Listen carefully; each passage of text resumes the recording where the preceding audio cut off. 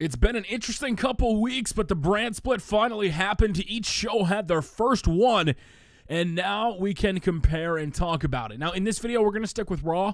We're going to talk about Raw and Finn and where the show is kind of going. In my other video, you guys could check out SmackDown. I did do a full recap of Raw, a mini podcast that I did with my friend Emily, which you guys can go check out. I did that a couple days ago.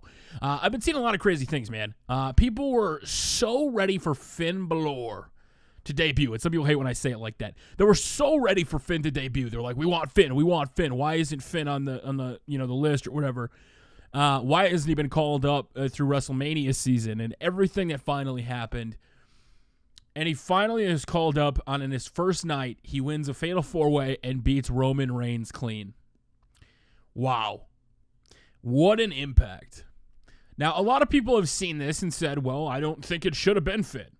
You've had a lot of people throw out comments, like Ric Flair says that Finn Balor will never wrestle, will be in the main event of WrestleMania just because he doesn't think cruiserweights should be in the main event or something along the lines of that. You can listen to his podcast where he kind of said it, and he's just like, cruiserweights kind of shouldn't be main eventing. And it was kind of a throw off to me, I think. I don't think size has anything to do with it. Performance, story, arc, everything that goes into it. JR said that he didn't have a problem with it. Finn did a good job, but that Roman Reigns still is a good-looking cat. Or Ric Flair, excuse me, he said that he's a good-looking cat, and then he would have had Roman Reigns win. And I'll be honest with you, man. I think Roman Reigns, I don't want to say necessarily screwed himself here. I think this is a little better option to go to get him out of the title picture for right now, to try a new direction, and honestly kind of bring up some story. Because if you think about it, and I don't know if WWE would ever go this route, because then you would have to bring back in Triple H, and I don't know if he would come into this. But if you look at it from an overarch of a story, right? Instead of looking at it as, okay, you have this guy from NXT who just got called up and has now got a championship match. A lot of people said there was a lot better opportunities for a match, that maybe it shouldn't have been Finn, that it was great that he was in the main event, but maybe he shouldn't have pulled out the victory. In my honest thoughts, though, and this is where I'm kind of leading into, we last year or the year before thought we could possibly get a Seth Rollins versus Triple H feud, right? The Authority kind of went off of his side. They were on his side. He took his finisher. He was his mentor. And then he got hurt. And I was honestly sitting like, how could they do this in a way? Well, right now, Seth Rollins is the #1 pick. He's going to face Finn Balor at SummerSlam. And I think the thing a lot of people are missing, or a possible link, and I want to get your thoughts on this, because maybe this is kind of like conspiracy theory-ish, looking at stories. How awesome would it be to have Seth Rollins, who was pretty much Triple H's protege, quote-unquote, after he turned on the Shield to break him up 2 years ago, and you think about everything that's happened, and the most dedicated triple threat, the most excited, anticipated triple threat in history, the Shield triple threat, you know? The match that we all thought could be at WrestleMania, and then it happens at Battleground of all pay-per-views. They could have had it at SummerSlam before the brand split, but then the brand split happened, and now we're in a situation where we had this match. Now, Seth Rollins' former protege is Triple H. Our former mentor is Triple H. And, you know, now with the working relationship with the Authority, they said it was over, and now Stephanie, as the #1 draft pick, gave him the #1 contendership match for the title, and then Finn had to work his way in. So now, what better way to kind of build some tension between Stephanie or Mick Foley, or even getting Triple H back into the fold, and having, you know, him come up and Triple H is like, this is the new generation, the ones that did it themselves, that didn't have me cooking the books for him. Or, you know, he's not cocky. He's not so full of himself. He's there with the fans, the friends. Triple H could definitely get involved with this, because you've seen Triple H celebrate with Finn. I mean, he celebrated with pretty much anybody in NXT. He's like a proud father. But you could definitely spin a tale in today's reality era. Like, wow, Seth, yeah, you were the best 2 years ago. Or a year ago, before you got injured, and then you came back, and, you know, you were cocky back then because we had your back. Well, now look at it. Not being so cocky. The guy we drafted, yeah, he just beat you. And then you could create some tension, and then ultimately you could have Seth Rollins versus Triple H. Well, you could have Finn as the WWE champion, the WWE Universal champion. You could also go the route of possibly having the club get involved. What better way than have SummerSlam, Finn gets screwed, maybe Seth wins, out comes the Bullet Club, the Balor Club, whatever you want to call them. Some people are surprised that the Balor Club logo was on TV because of the fact that Balor had to oppose the trademark, and then it was dead in the water, and then now Balor Club appeared on TV, which was a little, I thought it was really cool, to be honest. And you could have them get involved some way, shape, or form. So SummerSlam goes off air with a club two sweeting each other, but in Finn's pocket, not AJ Styles. Like, you saw a lot of people were questioning, and we're going to talk about this on the SmackDown video, why AJ Styles took the loss to the pin to Dolph Ziggler. And we're going to talk about Dolph Ziggler in that video, but AJ Styles, has lost, and I have no problem with him losing. You were going up against Roman Reigns, the face of the company. If you lose against the face of the company, that's not the worst thing in the world, depending on how you're booked from there on out. Now, with the club, they had the match at Battleground. I had no problem with AJ Styles taking that loss after winning against John Cena because of the fact that it was a six-man tag. But then when he took the pinfall, it made things a little bit more, okay, for a storyline, AJ, you're just not the guy that we thought you were. You've changed. You came to WWE. Look at Finn. He's still got the drive, the hunger. He can actually win. He could actually win that clutch match that you couldn't, AJ.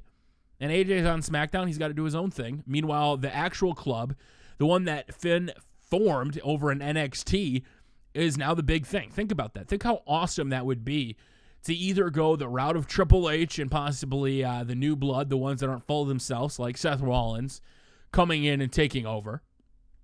Or you go the route of the club getting involved. Or will they just put on one hell of a good match and we crown our first Universal Champion? And, well, it probably would be Seth Rollins. Finn still has that exposure from night one coming in. But if you come in night one and Finn doesn't win, there's a lot of people that are probably going to shout buried. And I don't think that's necessarily the case. I think this is a new era. The fact that Dolph won is a new era. The fact that we are looking at this match for SummerSlam and realizing that we are crowning a brand new champion. Meanwhile, the other champion was from a guy that people kind of gave up hope on because WWE kept, not doing anything with him. And so now if you look at the two title pictures, did you think in 2016, on the second biggest, the WrestleMania, the second WrestleMania of the year, you would see Seth Rollins versus Finn Balor and Dean Ambrose versus Dolph Ziggler for the title? Did you honestly see that coming? I didn't. I was still hoping for the Shield triple threat at WrestleMania, or at least SummerSlam instead of Battleground, but I was perfectly fine with the way they went with it. Me personally, when I'm looking at this feud and trying to decide, do I want to know what happens, or do I just want it to happen? We've talked about a couple different scenarios, but then ultimately that could get some of your guys' hopes up. And this is what happens when I make these kind of videos. They get their hopes up, and the WWE may have gone a different route. But those different routes can all spawn from the idea of Seth Rollins thinking he's the best, and he slipped up. Because he was so cocky, because it's a guy from NXT, who cares? He beats him. Okay, that is definitely plausible. And then you go into Clash of the Champions, or you go into the other pay-per-views. Maybe he wins it back. Maybe Finn holds the title. Maybe the club protects him. We're still a little curious to see. I like the fact that he came out with no face paint, that it was just Finn. Whether or not the casual crowd knows who Finn is still up to question. I mean, they were in a good arena. The crowd popped pretty hard for Finn. And to be honest with you, I think the crowd would have popped hard for anybody that beat Roman Reigns. But Finn coming up is smart. If you're trying to put off the brand split as the next big thing and you have NXT, an NXT champion should be valuable. A former NXT champion making the way up should be a big deal. Sorry, Bo Dallas. I mean, he really should. So I'm all fine with Finn going into the main event. Now, I want to get your thoughts on this, guys, because I know some people have been a little upset about it. Some people are fine with it. Some people thought that it was rushed. Like I said, there's no perfect answer. I mean, we can all sit here and debate whether or not Finn should have won the match or not, or whether he should have debuted a long time ago. It's just like I talked about Sasha Banks. On Monday Night Raw, Sasha Banks went out and won the Women's Championship after being off TV for 3 months, and everybody said, Sasha's buried. No, they were finishing up the storyline with Natty, like I said, right after WrestleMania, that they're probably going to have Charlotte wrestle like Paige and Alicia Fox to end the old divas. And eventually Sasha will get her shot. And guess what? She did. She won the title on the first brand split on Monday Night Raw. That's huge. So now they're destined for a SummerSlam match as well. So was it too soon? Was it the right time? Did people expect her to win? No. Everybody on Twitter said, okay, Pretty much all of the spoilers that I saw, the people that were live conversating, that thought they knew everything, and then they were genuinely surprised and went, holy shit, what the hell is this? This is awesome.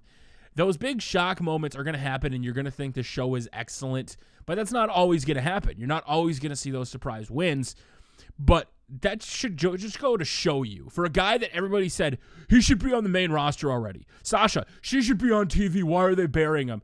Now, she's a champion, and he's competing for a title. Let that sink in. That we're in a new era of WWE where just because you're being kept off TV does not mean you're buried. It just means they have nothing for you. And why waste TV time on an established superstar that already has a following than versus investing in time that somebody that maybe hasn't gotten that pop yet? I've kind of gone to that side of things, especially now looking with Sasha Banks and Finn, that it is not always a bad thing when somebody doesn't have a feud. Dolph Ziggler, we're going to break that one down fully with his pay-per-view record. Look how it happened and look where we are now. So I'm going to say on the record, man, I love the fact that Finn won. I think it brings some mistake. Nobody thought that he was going to be Roman, and then he did. Nobody thought Sasha was going to win, and she did. People thought it would be some sort of a DQ by Dana, and then it would be a rematch. And look what ended up happening. So I want to get your thoughts in the comment section below, guys. Let me know what you think. Is it good? Is it bad? Did they rush it? And if they do go with Finn, do you want to see him go the Balor Club route? Maybe you want to see Seth Rollins get out of the title picture with Triple H?